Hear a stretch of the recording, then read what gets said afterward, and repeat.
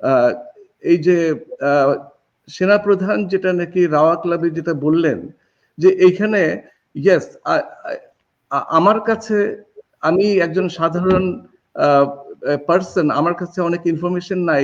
সেনাবাহিনী প্রধান একজন ইনস্টিটিউশনের প্রধান, তার কাছে অনেক ইনফরমেশন আছে যেগুলো নাকি আমাদের কাছে নাই।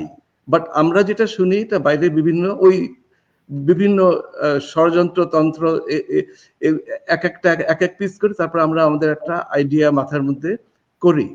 নাও তারপরেও আমি বলবো যে যেহেতু দের ইজ এ কমিশন নাও, কমিশনকে 3 মাসের বোধহয় টাইম দেওয়া হয়েছে।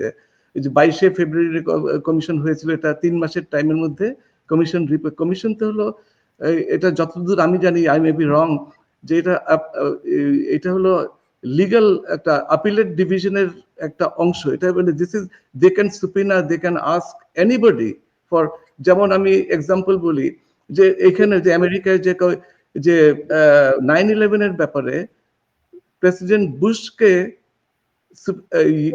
ইন্টারভিউ নিল, মানে তাকে, মানে তার যে কাজে কোনো গাফিলাতি হয়েছিল কিনা। যখন 9/11 কমিশন হলো, শুধু ডিফারেন্সটা হলো 9/11 অন্য সবাইকে কমিশন ডেকেছে, মানে সমন জারি করেছে, তারা এসেছে, তাদের বক্তব্য দিয়েছে।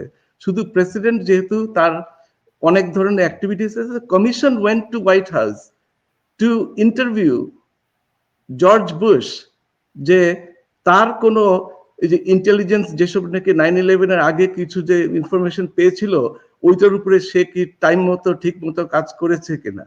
সো এখন এই কমিশন বাংলাদেশে বিডিআর এর ইয়ের ব্যাপারে কাজ করছে।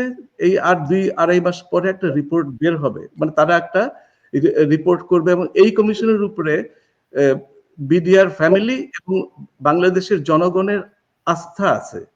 তো এই অবস্থায় যদি এখন কমিশন, এখানে যদি সেনাপ্রধানের মতো একটা আমি বললাম একটা ইনস্টিটিউশনের হেড, উনি যদি এইভাবে যে ফুল স্টপ বাট, এই যে এই জায়গাটায়, এটা আমি বিনয়ের সাথে বলছি যে এই জায়গাটায় আমার মনে হয় এটা না বললেও হতো।